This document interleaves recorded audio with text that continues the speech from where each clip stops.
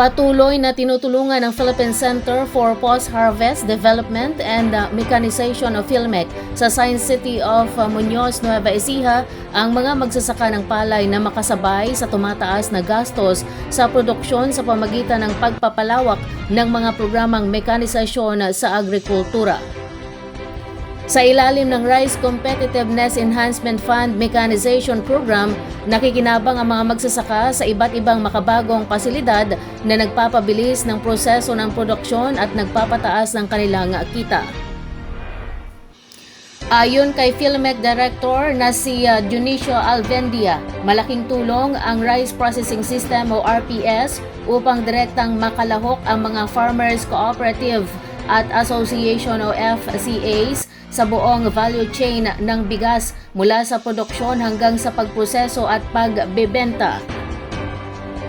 Ipiliwanag ni Alvendia na sa pamagitan ng kompletong mekanisasyon mula sa paghahanda ng lupa hanggang sa paggiling at imbaka ng palay, umaabot na sa tinatayang 1.2 milyong magsasaka sa buong bansa ang nakinabang sa programa.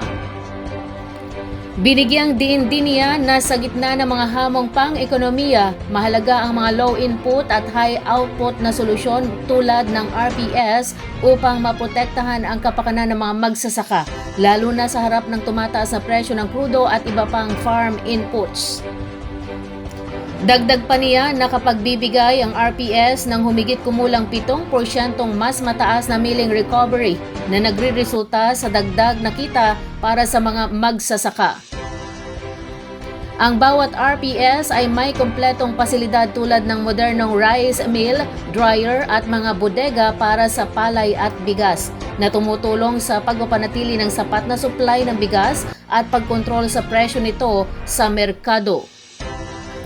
Sa ilalim ng RCEP Mechanization Program 2.0, nakapagtayo na ang PhilMec ng kabuang 151 RPS sa buong bansa, kung saan 132 na ang kasalukuyang gumagana at 19 pa ang inaasang makukumpleto bago matapos ang taon. Nagpahayag naman ng pasasalamat ang mga magsasaka sa Nueva Ecija sa patuloy na suporta ng pamahalaan. Ayon kay Nora Angeles ng Bantog Agricultural MPC sa Talavera, malaking tulong ang programa sa pagbabawas ng gastusin at pagtaas ng kita ng kanilang kooperatiba. Samantala, sinabi ni Marisol Ventura ng Caridad Sur MPC sa Llanera na nakatutulong ang RPS upang magkaroon sila ng karagdagang kita at mabawasan ang panganib sa kalakalan ng palay dahil kaya na nilang iproseso ito bilang bigas. Nagpasalamat din si Eduardo Domingo ng Cooperative Enterprise for True Economic Reform sa Gimba na tuloy-tuloy na suportang natatanggap ng mga magsasaka mula sa pamahalaan.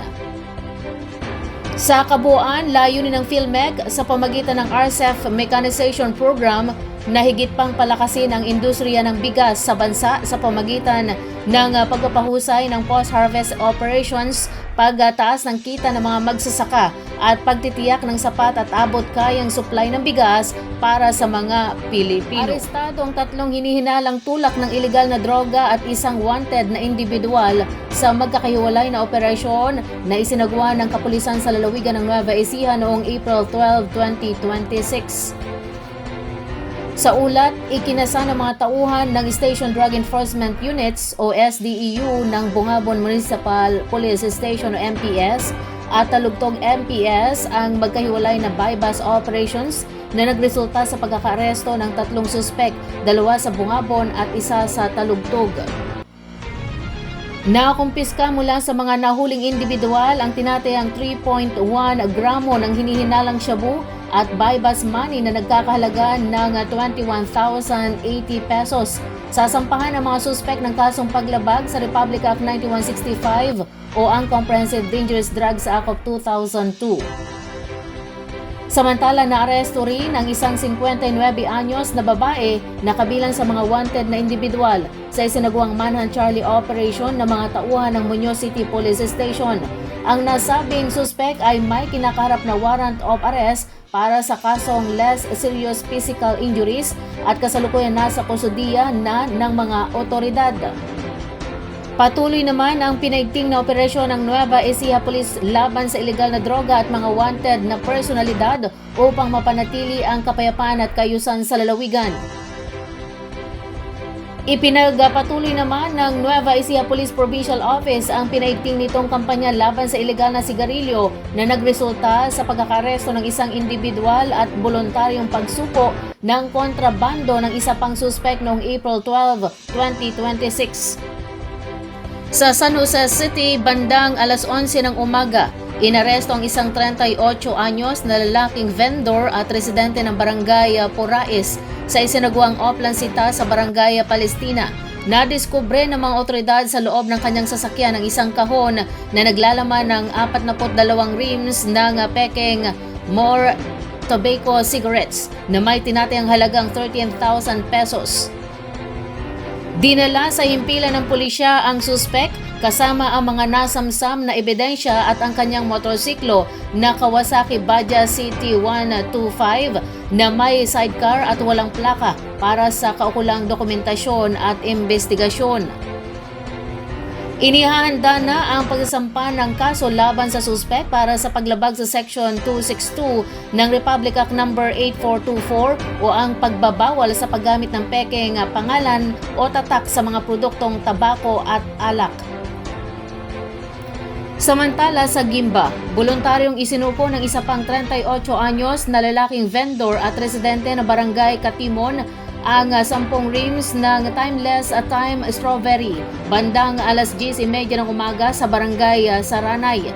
Tinatayang may halagang 5,000 pesos. Kasalukuyang nasa kustudiya ng Philippine National Police Gimba Municipal Police Station para sa wastong disposisyon. Ayon kay Police Colonel Richie R. Clarabal, Provincial Director ng Nueva Ecija, lalong paiigtingin ng NEPO ang kampanya laban sa mga pekeng sigarilyo sa lalawigan. Nagkaisa ang Department of Agrarian Reform o DAR, Nueva Ecija at ilang ahensya ng pamahalaan at lokal na pamunuan upang itatag ang isang noodle processing center na maglalayong palakasin ang kabuhayan ng mga benepisyaryo ng reformang agraryo sa lalawigan. Kabilang sa mga katuwang ng DAR ang Department of Trade and Industry o DTI, Department of Science and Technology DOST at ang lokal na pamahalaan ng Gabaldon at ang nagkaisang gabay sa bayan ng Gabaldon Incorporated. Isinapormal ang nasabing pagtutulungan sa pamagitan ng isang Memorandum of Agreement sa ilalim ng Program Beneficiaries Development Division ng DAR sa pamagitan ng Village Level Farm Focus Enterprise Development.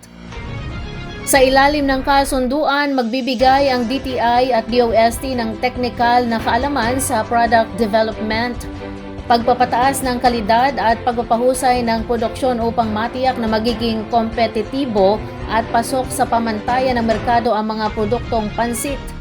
Samantala, tiniyak ng lokal na pamahalaan ng Gabaldon ang buong suporta sa proyekto lalo na sa pagbubukas ng mga oportunidad sa trabaho at pagpapalakas ng lokal na produkto.